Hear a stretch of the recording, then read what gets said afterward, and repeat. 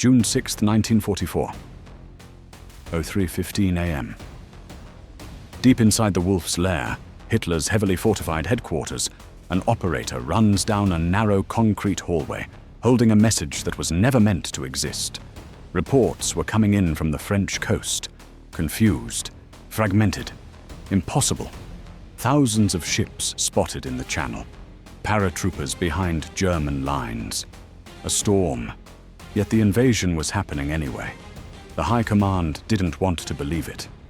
Some said it was a trick, others said it was a diversion.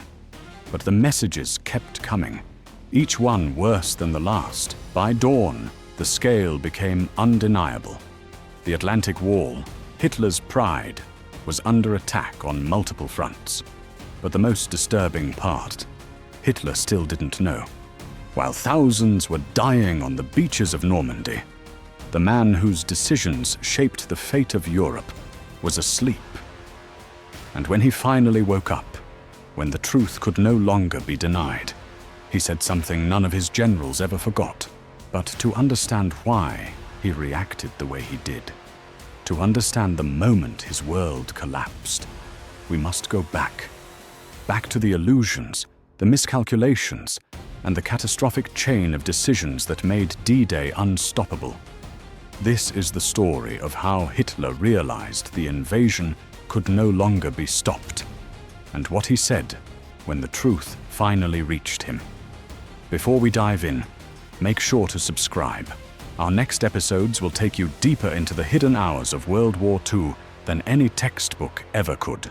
Hitler believed in absolute command, not shared leadership, not flexible strategy, absolute control. From the placement of tank divisions to the timing of counterattacks, nothing moved without his approval. Surrounded by loyalists, terrified of delivering bad news, he lived inside a shrinking bubble of distorted reports.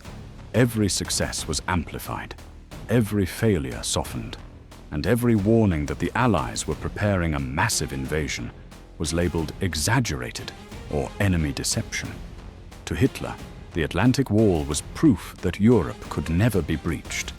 Hundreds of miles of bunkers, artillery nests, reinforced positions, a concrete monument to Nazi propaganda. But the truth was different. Many fortifications were unfinished, many were undermanned, and many officers privately admitted the line was far weaker than Berlin believed. Yet the illusion held. German intelligence was drowning in contradictions. Some analysts warned, the Allies have built the greatest armada in history. Others insisted the landing would come near Calais, the narrowest point of the Channel.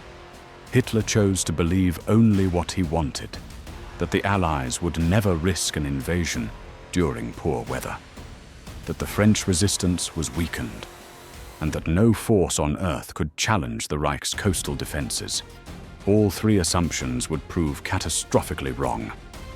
Inside the High Command, fear ruled everything. General officers spoke in half-truths. Reports were rewritten before they reached Hitler. No one wanted to be the voice that said, "My Führer, our intelligence is failing. The Allies are ready." Those who had dared to speak bluntly in the past were removed, or worse. So by spring 1944, Hitler was fed a carefully curated version of reality, one in which the Reich was still powerful, the invasion was predictable, and there was always more time. But time had already run out.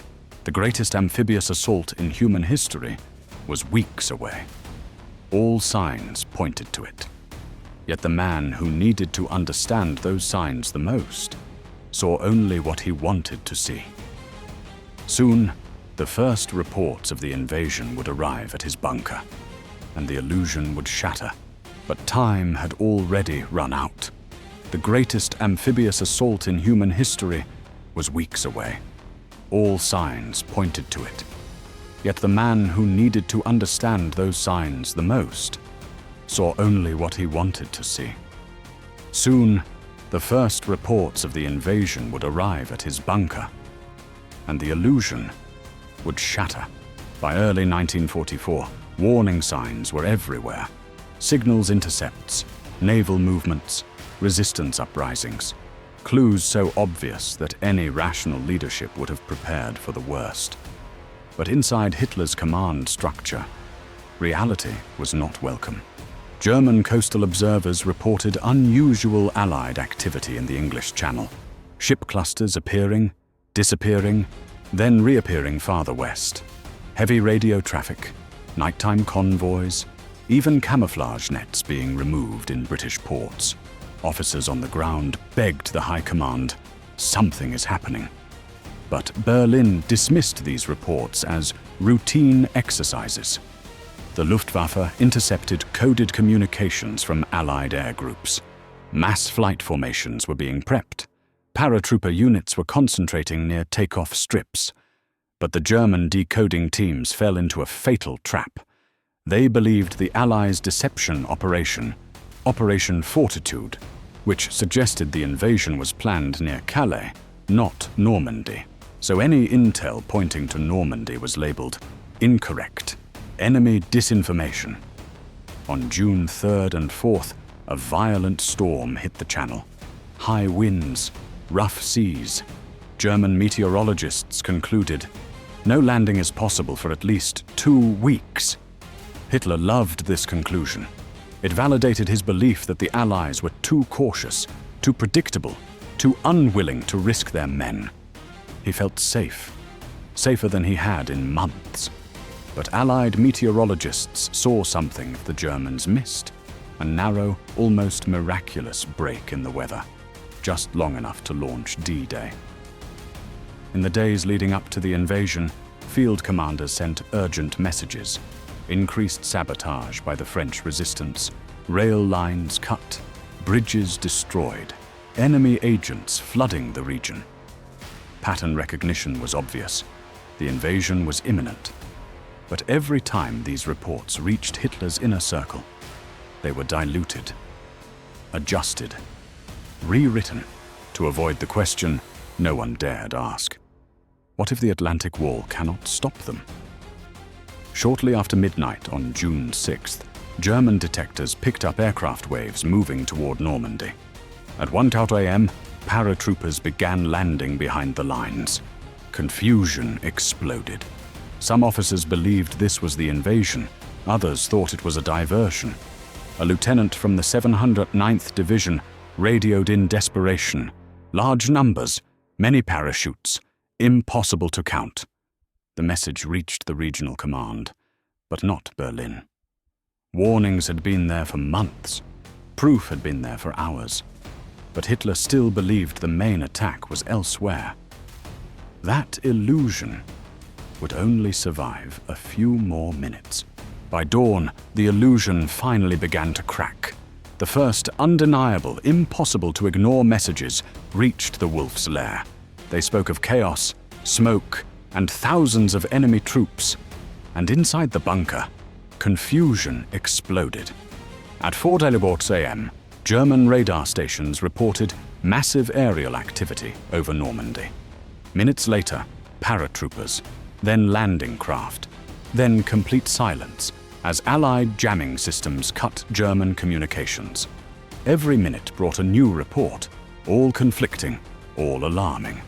One operator whispered, "If this is a diversion, it's the largest in history." In regional command centers across France, panic was spreading. Officers demanded reserves. Coastal batteries were reporting heavy fire. Entire companies were disappearing from radio contact. But the High Command in Berlin didn't know which reports were real. A map room filled with pins and markers began to look like a battlefield collapsing in real time. A colonel reportedly said, "We no longer know what is happening, only that something enormous is happening." Field Marshal Rommel, the man responsible for defending the Atlantic Wall, was not even at his command post. He had traveled to Germany to celebrate his wife's birthday.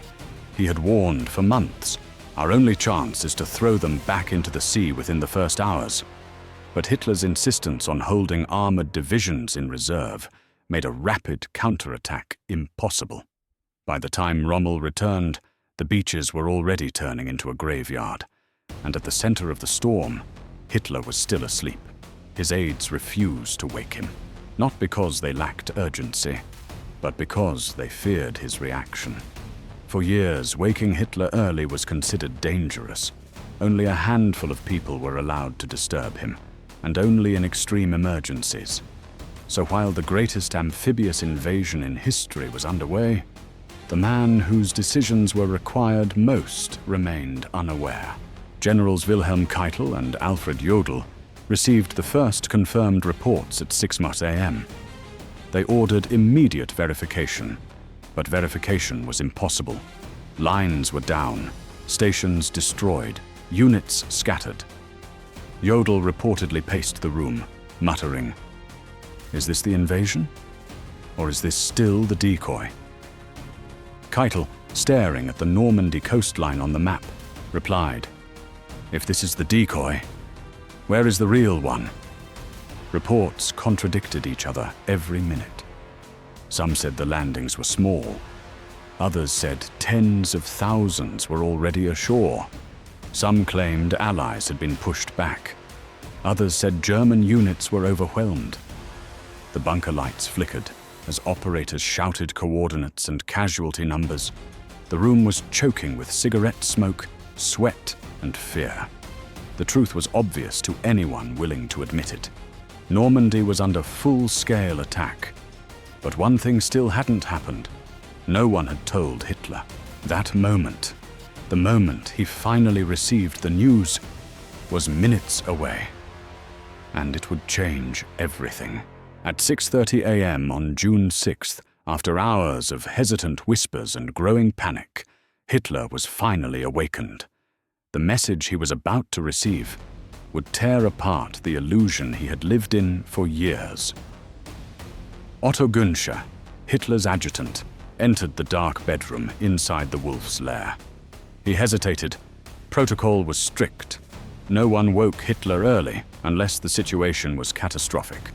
Finally, he spoke the words that broke the silence. "My Führer, there are reports of a large-scale landing in Normandy." Hitler reportedly blinked, confused. Then anger flashed. Hitler dismissed the report instantly. "Normandy? Impossible. The real attack will come at Calais." He insisted this was merely a diversion, a trick by the Allies to draw German reserves away from the actual invasion point. His voice was sharp, impatient, as he demanded, "Where are the confirmations? Where is the Luftwaffe?" But confirmations weren't coming, and the Luftwaffe was almost blind. Hitler was led into the map room. A massive wall-sized chart of northern France lay before him. It was covered in colored pins, each representing a German unit. Normandy, however, was nearly empty. Reports of Allied paratroopers were marked with red circles. Reports of naval bombardment with black arrows. The room felt frozen. For a brief moment, everyone waited for Hitler's interpretation, but uncertainty filled his face. Even with the evidence in front of him, Hitler clung to the belief that Calais was the true objective. Operation Fortitude, the Allied deception, was working exactly as intended. He whispered, "Patton is in England. He will lead the real invasion." The idea had become so deeply rooted in his strategic worldview that no amount of contradictory data could shake it. The generals exchanged nervous glances. They needed decisions, troop movements, counterattacks. But the man responsible for giving them refused to accept the truth. One after another, new messages were brought in. "Our coastal batteries are overwhelmed. Paratroopers hold key bridges. The beaches are under heavy fire. Infantry divisions request immediate reinforcements." Jodl finally spoke plainly. "My Führer, this may be the main landing." Hitler's jaw tightened. His eyes moved slowly across the map, from the empty Normandy sector to the overcrowded Calais defenses. For the first time that morning, he didn't speak. By 7:30 a.m., the evidence was undeniable. Thousands of Allied ships, multiple landing sectors, paratrooper operations coordinated with naval shelling. A staff officer read the latest decrypted message aloud. The invasion is massive and ongoing. Normandy is the main target. A long silence filled the bunker. Hitler exhaled slowly. He whispered, almost to himself, "So, it has begun." It was the first moment of acceptance, but it would not be the last. What Hitler said next, once he understood Normandy was the true landing site, would shock even his most loyal generals, and it would change the course of the war. By mid-morning, the truth could no longer be pushed aside. Whatever Hitler believed, whatever illusions he relied on, Normandy was collapsing under an invasion too vast to be a diversion. Fresh reports streamed into the bunker. Over 5,000 Allied ships detected. Landing craft overwhelming German coastal troops. Airborne divisions controlling key bridges. Naval artillery decimating defensive positions. A communications officer summarized it in a single, breathless sentence. "It is everywhere, my Führer. Too much for any diversion." Hitler's expression hardened. He leaned over the map and finally saw the truth. For months, Hitler had been convinced that Calais would be the real target. All his strategies, all his deployments, everything was built around that belief. But the map told a different story. Normandy, once covered with question marks, was now drowning in red markers, each representing enemy forces pushing inland. Calais was quiet. Too quiet. A single sentence escaped Hitler's lips. "We have been deceived." Hitler demanded immediate air support. He shouted for the Luftwaffe to strike the beaches, destroy the ships, push the Allies into the sea. But the Luftwaffe could barely respond. Fuel shortages, damaged runways, pilots exhausted from months of non-stop defense. Germany had fewer than 200 operational aircraft in the region, against thousands of Allied planes. A staff officer admitted quietly, "We cannot gain air superiority. Not today. Not anymore." Hitler's face turned cold. Hitler's armored divisions, his prized panzer units, were positioned inland under strict orders. "Do not move until I personally authorize it." It was a catastrophic decision. By the time the order finally changed, the roads were jammed, Allied aircraft dominated the skies, and tanks advancing toward Normandy were hit before they could form up. Rommel's earlier warning echoed through the bunker. "If we do not strike in the first hours, we lose the war." Those hours were gone. Witnesses later described a shift in Hitler's demeanor, something rare and unsettling. For the first time, uncertainty controlled his voice. He asked questions he never asked before. How many divisions remain? Can we counterattack? Where is our air support? The answers were grim. Every report confirmed the same truth. Germany could not contain the invasion. Hitler's eyes widened as he stared at the map, not with anger, but with realization. Keitel handed him another urgent dispatch. Allied troops had broken through several key points on the beaches. Hitler read it, slowly. Then he asked a question that froze the room. "Is there anything left that can stop them?" Silence followed. No one dared answer. The truth floated in the air. There wasn't. Hitler had realized Normandy was the real invasion. But what he would say next, once the final scale became undeniable, would shock even his closest circle. And it would mark the beginning of Germany's fall. By late morning on June 6th, one final wave of reports arrived. Reports so overwhelming, so conclusive, that even Hitler could no longer deny reality. This was the moment. A courier rushed into the map room, carrying 3 urgent messages. Allied troops have secured multiple beachheads. Our armored reserves cannot reach Normandy. Enemy air dominance is total. Jodl read the final line aloud. The invasion cannot be repelled at the beaches. Everyone turned to Hitler. For the first time that day, he said nothing. Witnesses later described a shift, a sudden, unsettling stillness.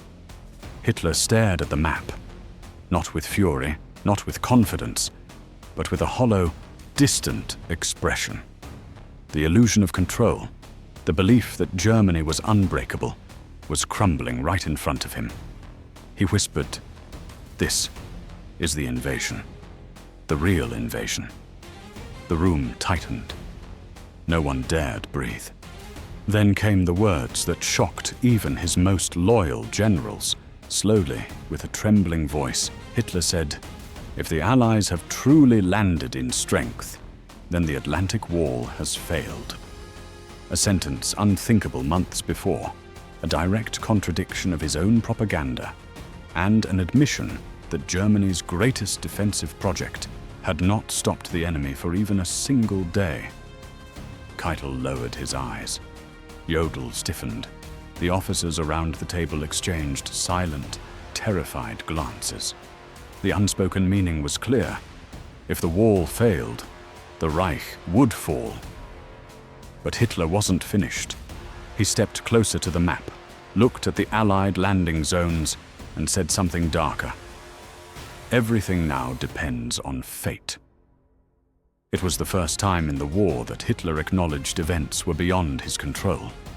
A general later wrote, "In that moment, he seemed smaller, as if the weight of the war had finally crushed him." Inside the bunker, the silence after Hitler's words felt heavier than the incoming Allied shells. Officers needed orders, counterattacks, reinforcements, deployment strategies. Instead, they received fragments, contradictions, and moments of paralyzing indecision. Hitler oscillated between rage and fatalism, between shouting commands and staring blankly at the map. The chain of command was breaking at the exact moment Germany needed it most. Hitler had finally recognized the truth. Normandy was unstoppable, but the consequences of his realization, the desperate orders, the contradictions, the chaos, were only beginning. The next hours would plunge the German high command into confusion, conflict, and catastrophic decisions that sealed the fate of the Reich. Once Hitler accepted the truth, the Wolf's Lair descended into a storm of rage, panic, and desperate, often contradictory orders. What happened in these hours would determine the fate of the entire Western Front. Hitler demanded immediate counterattacks, even though no units were ready. He ordered armored divisions to move at once, but the roads were jammed. Allied bombers patrolled the skies, and communications were breaking down. One general tried to explain the situation calmly. Hitler cut him off. "I don't want excuses, I want action." But action was impossible. The reality on the ground did not obey the commands issued in the bunker. The crisis ripped open simmering tensions. Keitel blamed the coastal commanders. Jodl blamed faulty intelligence. Regional commanders blamed Berlin for withholding armor. Everyone blamed the weather. The room erupted into arguments, voices overlapping, maps slamming, officers pointing fingers across the table. A staff officer later wrote, "It was no longer leadership. It was shouting into the dark." Around midday, Rommel received urgent word of the invasion while still in Germany. He rushed back toward the front, driving for hours through chaos, passing burning vehicles, strafed columns, and refugees fleeing inland. He quickly sent a message to Berlin. "We must withdraw and establish a defensive line inland. The beach positions cannot hold." Hitler refused. To retreat, even a tactical retreat, was unthinkable to him. As the day progressed, Hitler's decisions grew more erratic. He ordered reinforcements to Normandy. Then, hours later, redirected them to Calais, still fearing a second landing. He commanded the panzer divisions to attack, then forbade them from moving without explicit permission. He demanded the Luftwaffe crush Allied positions, even though he had just been told they lacked fuel. One general wrote in frustration, "We no longer knew which orders to follow." The structure of command was collapsing at the exact moment Germany needed it most. In Normandy, frontline commanders were begging for freedom to maneuver. "Let us counterattack now." But Berlin kept delaying, reconsidering, hesitating. Some units launched attacks on their own initiative. Others stood still, paralyzed by conflicting orders.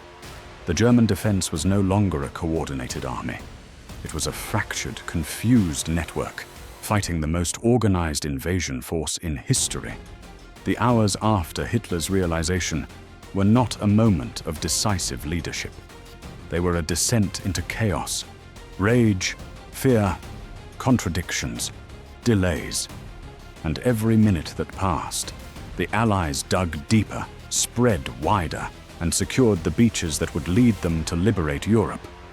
The fall of the Reich did not begin in Berlin. It began in the confusion of that bunker. As the day turned to afternoon, the last great illusion of the Third Reich began to crumble. For years, Nazi propaganda had built a myth, the myth of German invincibility. June 6th shattered it. In the Wolf's Lair, the energy shifted. There were no more confident statements, no bold predictions, no dismissals of enemy exaggerations. Instead, a heavy, undeniable sense that something irreversible had begun. Even the most loyal officers felt it. One adjutant recalled, "We had seen Hitler angry, we had seen him furious. But on D-Day, we saw him defeated, silently, internally." By 2 p.m., the map of Normandy looked unrecognizable. The beaches once marked with thin blue lines were now covered with heavy black and red markers, symbols of Allied breakthroughs, German retreats, and collapsing defensive positions. Arrows showed the Allies pushing inland. Circles marked surrounded German units. Lines that had once represented the Atlantic Wall were gone. Hitler stared at the map for a long time. Finally, he murmured, "Everything we built there has failed." For years, propaganda had insisted Germany was unbreakable. The Atlantic Wall was impregnable. The Reich could withstand any assault. But the officers in the bunker were now witnessing the total disintegration of those claims. Messages came in from the coast. "We cannot hold. Our guns are silent. We are overrun. Retreating." Outside the bunker, these reports were unthinkable. Inside, they were the new reality. And the myth died with every new message. Hitler's behavior shifted again. His rage cooled into something colder. Resignation. He paced the room, muttering phrases that no one had ever heard from him before. Too powerful. Too many. Fate is against us. Words that spoke of inevitability instead of dominance. The generals watched in silence. This was not the Führer who had promised victory. This was a man watching his empire fracture in real time, and as Hitler unraveled internally, so did the command structure around him. Some officers clung to hope for reinforcements. Others whispered about an orderly withdrawal. A few dared mention negotiations, but most simply realized the truth. There was no plan, no strategy, no path to reclaim the beaches. The myth of invincibility had been replaced by the reality of collapse. D-Day did not just open a new front, it shattered the psychological foundation of the Reich. By the evening of June 6th, the war's end had become a matter of time. The final lesson of this moment, and why it still matters today, comes next. By the evening of June 6th, one truth was undeniable. The turning point of the war had arrived. D-Day was not just a battle. It was the moment the Reich's future became finite. Hitler's words, his hesitation, his recognition that Normandy could not be stopped. These were not just military moments. They were historical fractures. points where arrogance met reality, and where a dictatorship built on fear and illusion finally collided with the truth. The Atlantic Wall had fallen, the myth of invincibility had shattered, and Europe began to breathe again. D-Day teaches a lesson far greater than any map or statistic. It exposes the danger of leaders who surround themselves with lies, the danger of systems built on fear instead of honesty, the danger of ignoring warnings because they don't fit the narrative you want to believe. History does not repeat itself, but it often rhymes, and the echoes of June 6th remind us how fragile truth becomes when power blinds itself. If you want to explore more of these hidden hours of history, the decisions, the mistakes, the turning points, subscribe to the channel. Because the past still speaks, and the more we understand it, the better prepared we are for the future.